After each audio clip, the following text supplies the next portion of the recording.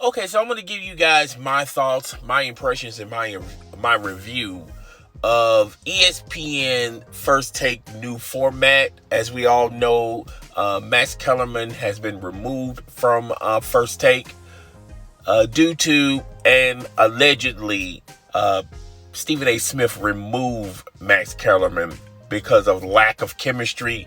I just felt like it wasn't a perfect match. Max Kellerman is going to be doing Keyshawn J. He's going to be doing the morning show with Keyshawn J. Will, and that starts today, Tuesday morning. But yesterday, let's focus more on First Take's new format.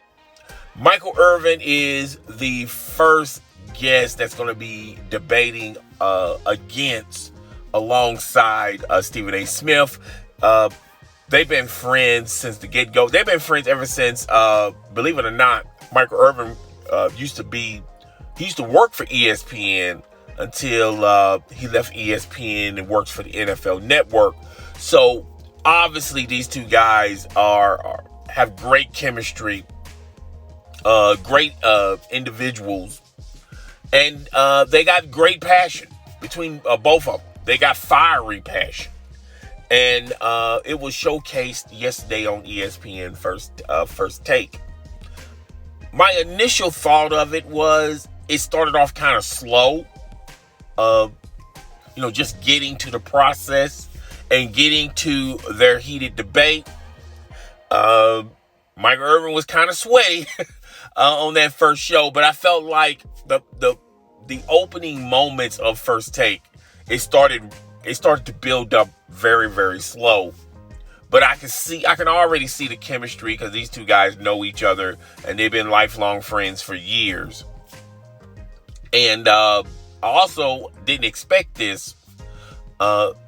They got Jerry Jones to call in on Michael Irvin's debut on First Take.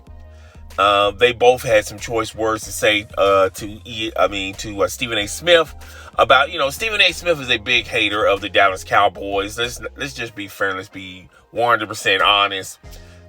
He coined the Dallas Cowboys of the accident that's waiting to happen. He also talked about how the Dallas Cowboys, hasn't been to the Super Bowl. The last time they've been with the Super Bowl when they had the triplets, Troy, Irvin, and Smith. And those are the glory days of the Dallas Cowboys. All right. To be fair, there have been a slew of other teams that have not even been to the Super Bowl. And there's been a slew of other teams that have not appeared in the Super Bowl in the last 10 years. Okay. So if we're going to keep the Dallas Cowboys to that criteria, we need to keep it with all teams on that same criteria. Okay. The Cleveland Browns, it's been many moons, all right, since they, even made it to the finals, all right, of the playoffs, all right. So let's just keep it fair. Let's keep it 100% honest. But, Stephen A. Smith does these things. Stephen A. Smith does these things because he knows that the Dallas Cowboys have fans upon fans upon fans around the world. And he knows it irritates a lot of fans. I'm a Dallas Cowboy fan myself, but I'm objective, okay? I'm objective about the Dallas Cowboys. And, even though my level of are the Dallas Cowboys going to win the Super Bowl this year is not at an all-time high. It's not even at a high. But still, you still have to go out there and compete. And you have to roll the dice. You never know. So knock on wood, so far so good. We haven't even started the first week of the regular season.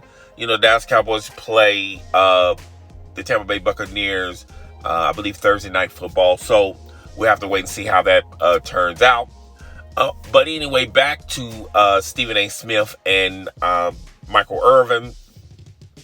I felt like, yes, the beginning, it started off real slow, but you still could see the chemistry there. As the show went on, they started talking about other topics besides the Dallas Cowboys.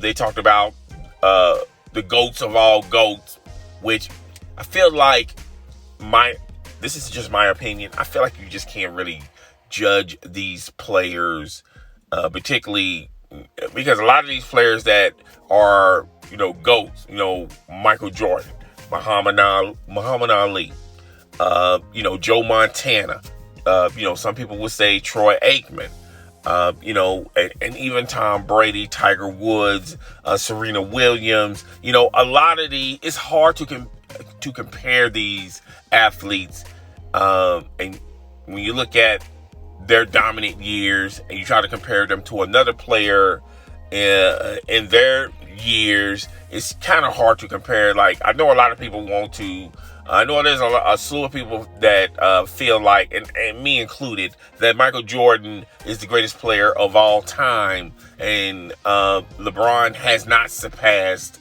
Michael Jordan. All right, so, that's just my opinion.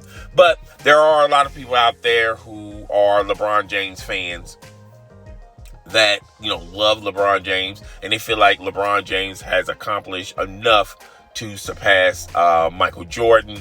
I just don't think so. But at the end of the day, I don't really I don't really compare those two guys because they played in two eras, all right, with two different types of rules. Those two players had to go through two different types of circumstances.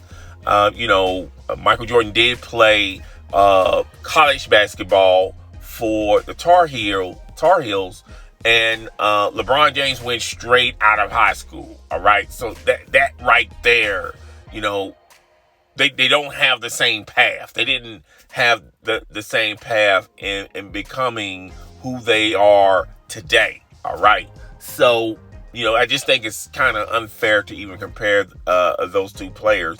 But Michael Irvin and Stephen A. Smith, Michael Irvin believes that Tom Brady is the GOATs of all GOATs. Now, that's another conversation I really don't get into. That Tom Brady is the GOATs of all GOATs, and he doesn't surpass Michael Jordan. And Stephen A. Smith has some choice words to say about it. Stephen A. Smith is a huge Michael Jordan fan, a huge MJ fan. Fun fact, that Stephen A. Smith used to be an insider to the LeBron James camp. But when the LeBron James camp, and I feel like this is more so with LeBron James, when Stephen A. Smith gave his fair criticism of LeBron James, particularly when LeBron James was in his first stint in Cleveland. And if you look at the future when he was at his first stint with Cleveland, it just did not look like he was going to win a championship.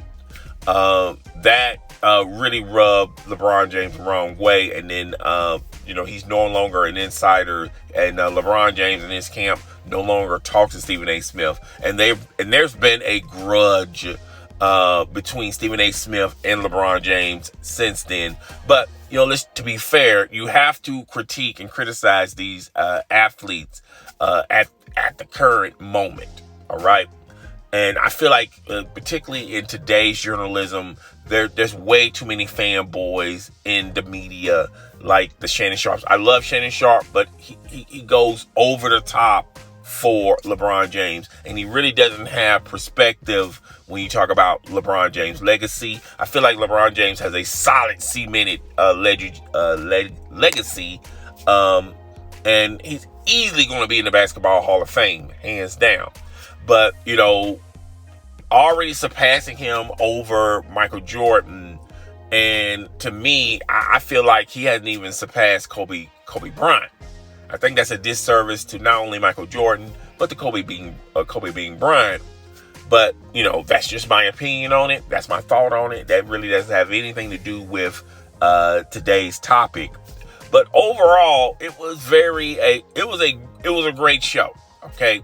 I feel like ESPN, I don't know the ratings yet, but I feel like ESPN got a home run with this new format. I also feel like since ESPN is in more markets than Fox Sports 1, the ratings needle is going to go up. All right. It's going to go extremely up. All right. And we done had this conversation about Fox Sports 1 Undisputed versus ESPN First Take. I done videos on that. Even on my old channel, I have done videos on that. And I gave you guys my thoughts and opinions about the rating system. It's hard to be number one or to be competition when you're not in a lot of markets. Okay, which is Fox Sports 1. Fox Sports 1 is not in a lot of markets. It's not in a lot of homes. Okay, so it's kind of hard to say and view them as better than First Take, even though there have been times where Undisputed has beaten First Take, but it's few and far between. All right, but that's just my opinion. We'll move on, but yeah, I thought this was a great show. I said initially yesterday that Tim Tebow was going to be on Tuesday's show. In actuality, Tim Tebow is going to be on Friday's show. And I understand the format for this new format for First Take, a rotating guest that's going to debate alongside, against Stephen A. Smith. I feel like on Mondays and Fridays, those are probably going to be the shows where you get those big names that's going to debate against Stephen A. Smith. I feel like a lot of those big names are going to be people that Stephen A. Smith knows, that has somewhat a relationship with Stephen A. Smith. And I feel like that the chemistry is going to be better. Now, with Tim Tebow, I don't think, me personally, I feel like Tim Tebow has a better relationship with Skip Bayless than Stephen A. Smith, because Stephen A. Smith wasn't a huge fan of Tim Tebow, particularly when Tim Tebow was the quarterback for the Denver Broncos. All right, Stephen A. Smith has some choice, fiery words for Tim Tebow. Okay, so I don't think there's a real strong chemistry between those two guys. They know of each other.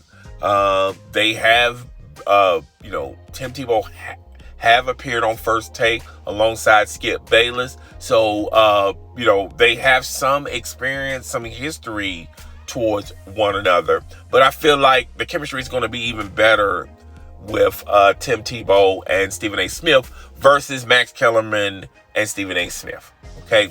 And I feel like it's going to move the needle rating-wise.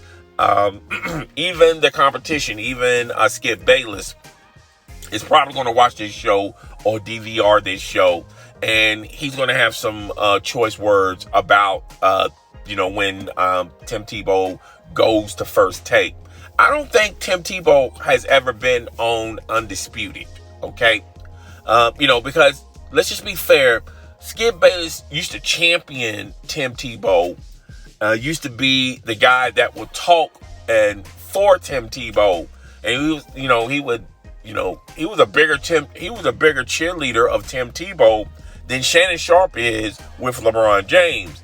And another thing I noticed about these sports media personalities, when they are fans of the people that they are supposed to critique and criticize, and be fair, a lot of these guys who are cheerleaders of these individuals, they really don't have a strong relationship with these individuals. They don't really talk to these individuals on a personal level. All right, they only get any type of access from these individuals. Maybe these individuals give them gifts, or maybe these individuals acknowledge them on social media, but they don't really have no real interactions with these individuals. I feel like definitely if you listen to Shannon Sharpe, and if you've been following LeBron James, LeBron James would like a lot of things that Shannon Sharpe will post on social media. But, LeBron James does not advertise the fact that he has a relationship with Shannon Sharpe. And you would think on the outside looking in that they don't really have a relationship. I don't think they really have a personal relationship. I just think they just mutually.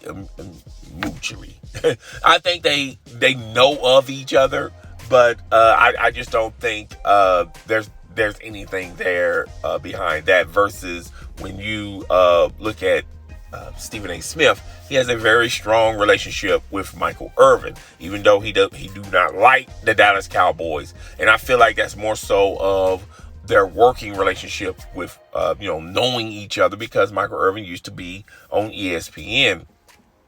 But when you look at, I feel like Stephen A. Smith has somewhat a relationship with Floyd Mayweather, because he's only the few. Stephen A. Smith is only the few journalists that Floyd Mayweather gives access to, particularly when with interviews and things of that nature. He's very he's good with Stephen A. Smith. They have a great relationship with one another. But when you look at Shannon Sharpe, even though he's the number one fan of the bandwagon of LeBron James fan base, I just don't think, other than that, I don't think LeBron James really mentions him in anything. And that same thing with Tim Tebow and Skip Bayless. Skip Bayless would campaign for Tim Tebow day and night and day.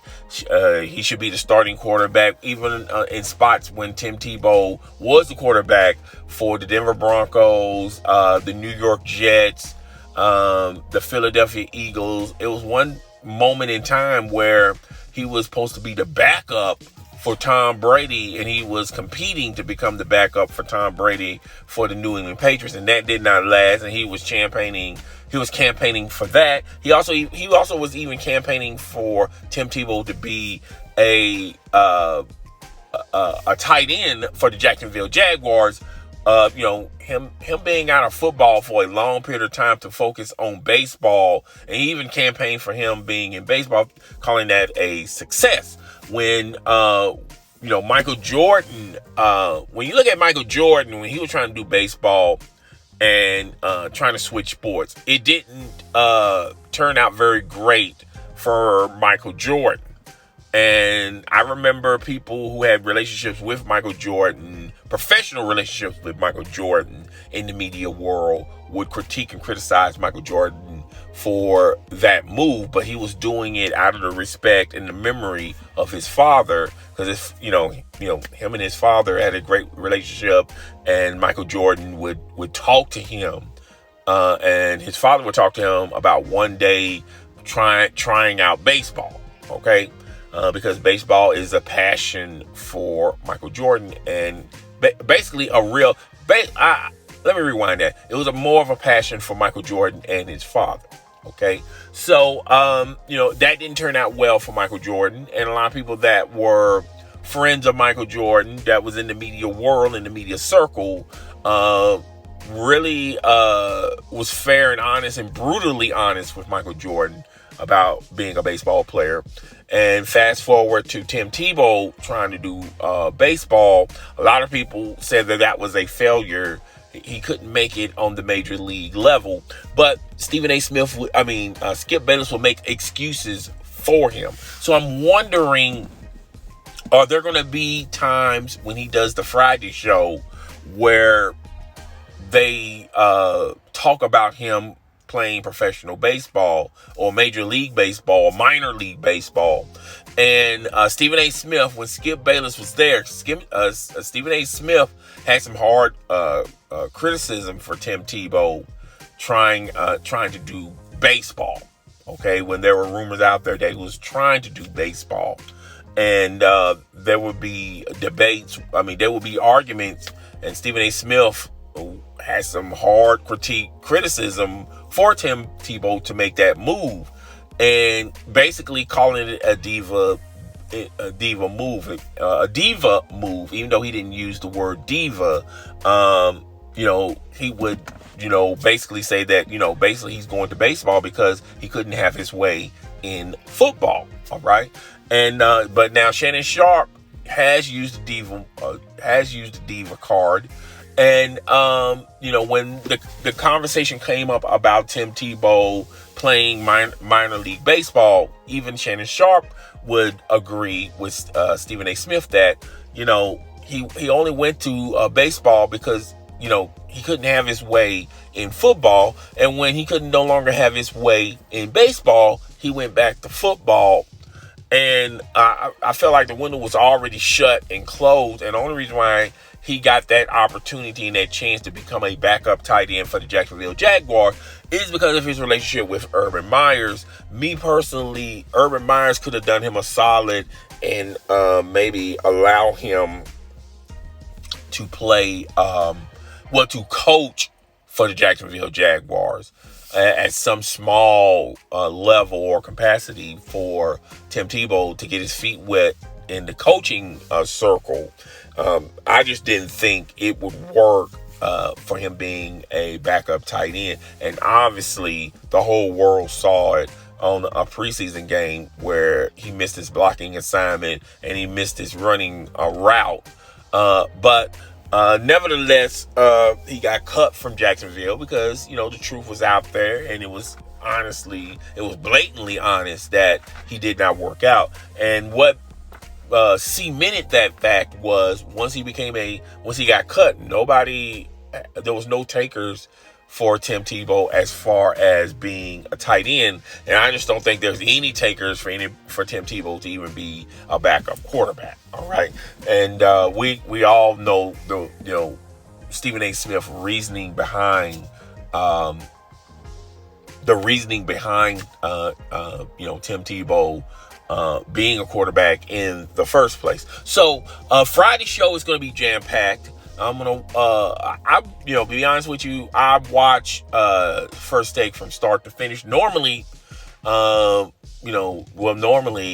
really don't watch sports shows heavily like I used to back in the day. Due to my working schedule, and I'm just more busy now than I was then, where my working schedule, I would work evenings, now I work mornings, but I used to DVR these things and I no longer do them anymore. But I do catch them live if I'm able to, or I catch the snippets from Undisputed or First Take on YouTube, or on apps, or even the podcast. I go to iTunes and I would listen to Undisputed and First Take. This is the first time I listen and watch First Take from start to finish. Okay. Normally I would jump in and out between First Take and Undisputed. This is the first time I would, watch more of First Take. And I didn't get a chance to watch Undisputed yesterday because I wanted to watch this whole presentation with him and Michael Irvin so I can give you guys my thoughts and my opinions on it. And then I watched snippets of Undisputed, and I don't really even watching the little snippets of Undisputed, I just didn't think that wasn't a real good show. I think it's a recycled, regurgitated type of show. I mean, it's the same arguments over and over and over. I have noticed about Undisputed. When there's a LeBron topic or a Kawhi Leonard topic or Kevin Durant topic, these guys both pretty much say the same things, okay?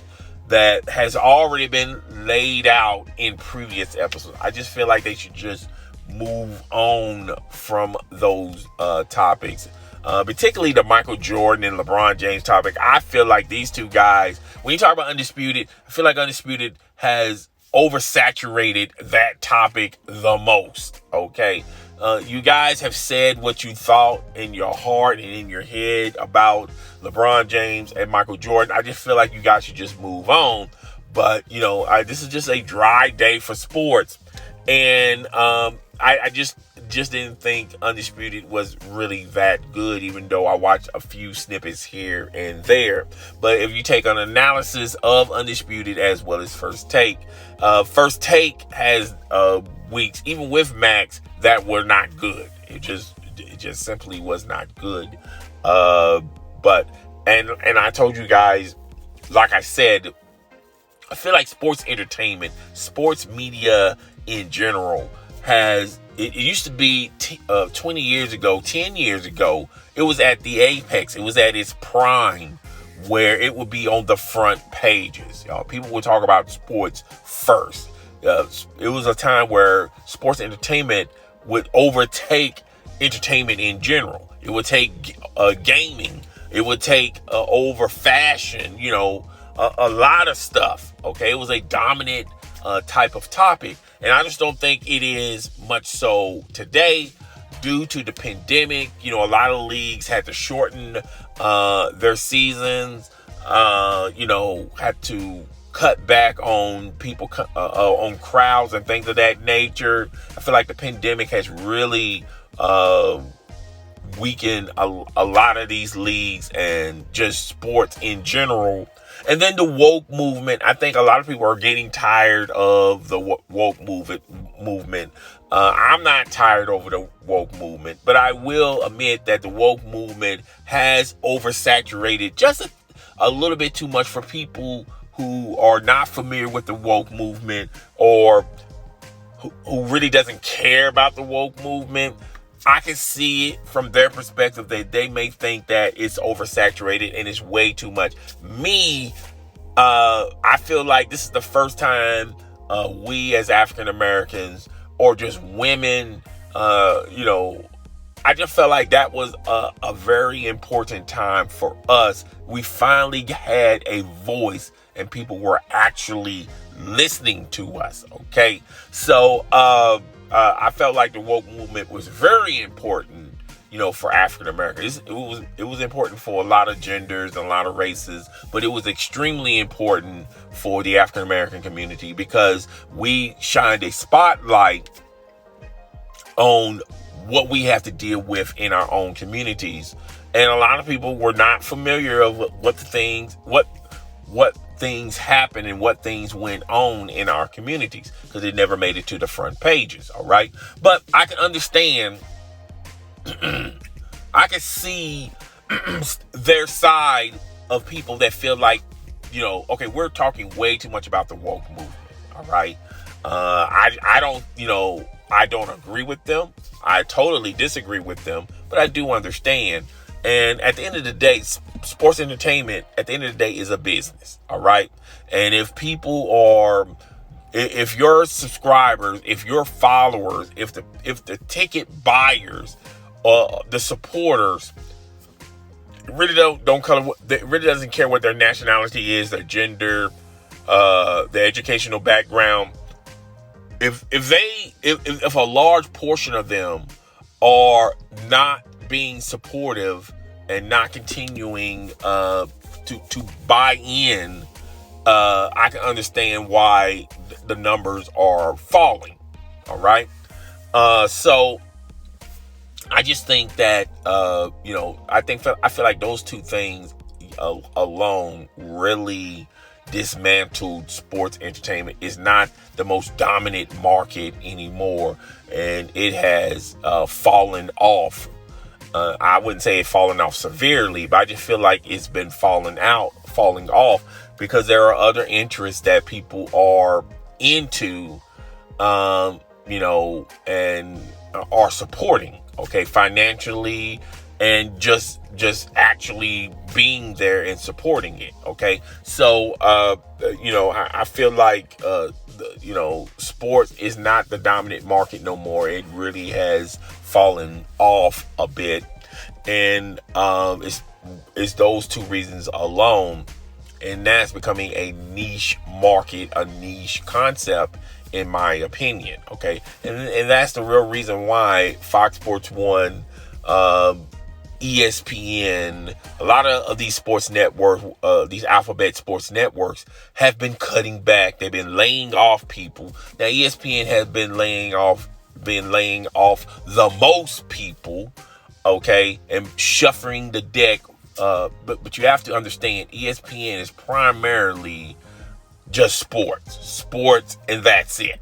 All right. They may dabble a little bit in entertainment and music and things of that, and, and other things like that. But primarily it's sports, and ESPN is struggling. Fox Sports 1 is struggling. Okay. So, and because the market is not strong like it once was 10 years ago or even 20 years ago. Okay. So that's all I got for today. I made this a very long video because I talked about a lot of things in this video. I hope everyone watched the video from start to finish. Some of the things I talk about, it's been regurgitated because particularly my thoughts and my impressions of the sports network. Not sports entertainment is not it's not in prime time real estate no more. It has taken a step back, and I gave you guys my reasons behind that. I have said that in numerous videos. In my opinion, I don't think a lot of people that's covering sports are even talking about it. They're smart enough to know that it's happening, but they don't want to admit to it. Or B, they have no clue of what's going on in sports entertainment. But anywho, I feel like the bulk of the argument of this video was about yesterday's my opinion on Michael Irvin and Stephen A. Smith. I felt like overall it was a great show.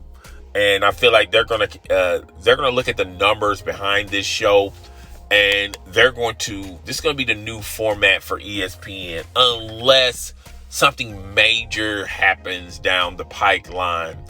If somehow they can get Skip Bayless, which he's already locked in at Fox Sports 1, if they can get another big personality to debate against Stephen A. Smith.